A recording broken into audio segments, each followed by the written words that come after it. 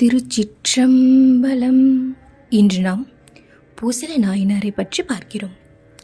இந்த உலகத்தில் எக்காலத்திலும் நல்லொழுக்கம் உயர்ந்தோங்கும் பெருமையுடையது தொண்டை நாடு. அந்நாட்டில் 4 வேதங்களும் விளங்குவதற்கு இடமாகிய ஊர்தான் திருநின்ற ஊர் ஆகும். அவ்வூரில் அந்தணர் மரபில் பூசலர் என்ற ஒருவர் வாழ்ந்து வந்தார்.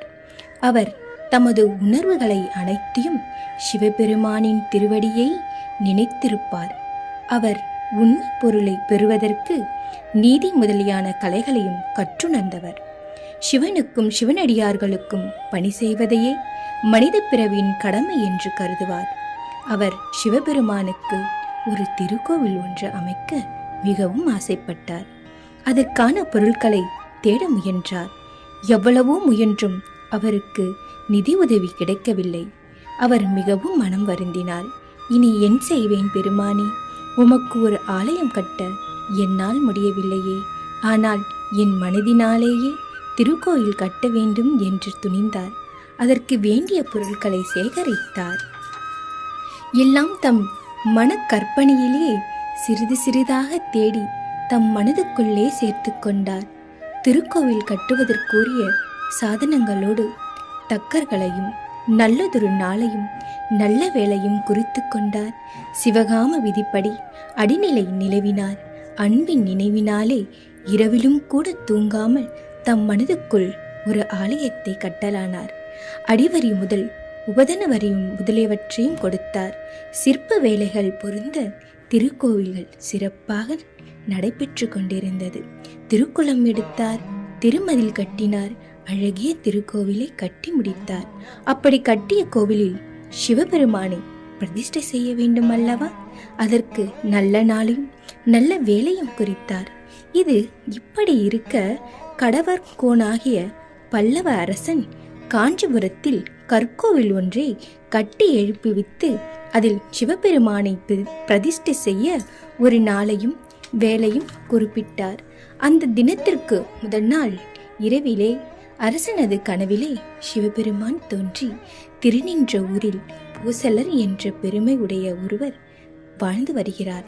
அவர் நீண்ட நாட்களாக நினைத்து நினைத்து எனக்கு அழகிய ஆலயம் ஒன்று கட்டியிருக்கிறார். அந்த ஆலயத்திலே நாம் புகுவோம்.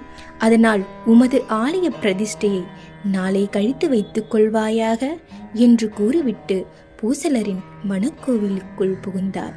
பூசலரின் திருத்தொண்டு உலகத்தார் அறிய வேண்டும் என்று பொருட்டு சிவபெருமான் கூறி சென்றது மன்னன் உணர்ந்து கொண்டார். இத்தகைய திருப்பணி செய்த மெய்யன்பரை நான் சென்று வணங்க வேண்டும் என்று பெரும் காதல் கொண்டார். உடனே தம் பரிவாரங்கள் சேனைகளோடு திருநின்ற ஊருக்கு வந்து சேர்ந்தார். அங்கிருந்தவர்களை ஏறிட்டு நோக்கி, இங்கு பூசலர் என்று ஒரு அன்பர் கட்டிய ஆலயம் எந்த பக்கத்தில் இருக்கிறது என்று கேட்டார். அதற்கு அவர்கள், இங்கு நீங்கள் சொல்லிய பூசலர் கட்டிய கோவில் ஒன்றும் இல்லையே என்றார்கள். மன்னர் அதை கேட்டு அவ்வூரி அந்தணர்களை எல்லாம் வருக என்று அழைப்பித்தார். வேதர்கள் எல்லாம் வேதனை காண வந்தார்கள். அவர்களை நோக்கி, இங்கு பூசலர் என்பவர் யார் என்று கேட்டார். அதற்கு மறையவர்கள், அவர் வேதியன், இவ்வூரை சேர்ந்தவன்தான் என்று கூறிவிட்டு பூசலரை அழைத்து வருவதற்காக புறப்பட்டார்கள். அப்போது பல்லவ மன்னன் அவர்களை போய் அழைத்து வரவிடாமல் தானே பூசலரிடம் சென்று பூசலரை கண்டு அவர் வணங்கி, அடிகளே, நீர் இங்கு கட்டிய சிவன் கோயில் எங்கிருக்கிறது? இந்த திருக்கோயில் பிரதிஷ்டை நாள் இன்று என்பதை சிவபெருமான் அருளால் அறிந்து பெற்றேன். அதனால் உம்மை கண்டு திருக்கோவிலையும் தரிசிக்கலாம் என்று வந்துள்ளேன் என்றார். இவ்வாறு மன்னன் சொல்ல சொல்ல கேட்ட மெய்யன்பர் அப்படியே பிரமித்து நின்றார். என்னையும் ஒரு பொருட்டாக கொண்டு இறைவன் அருளி செய்தாரா? நான் என்ன பாக்கியம் பெற்றேன்? நான் பெருமானின் அன்பை பெற்றேனா? ஐயனே, என் மனக்கோவிலிலே ஏற்றுக்கொண்டீர்களா இறைவா என்று ஆனந்த கண்ணீர் வடித்தார். அதை கண்ட மன்னன், என்ன உங்கள் மனக்கோவிலா என்றார். ஆம், நான் திருக்கோவில் ஒன்று கட்ட முயன்றேன். ஆனால் எனக்கு பொருளுதவி கிடைக்கவில்லை.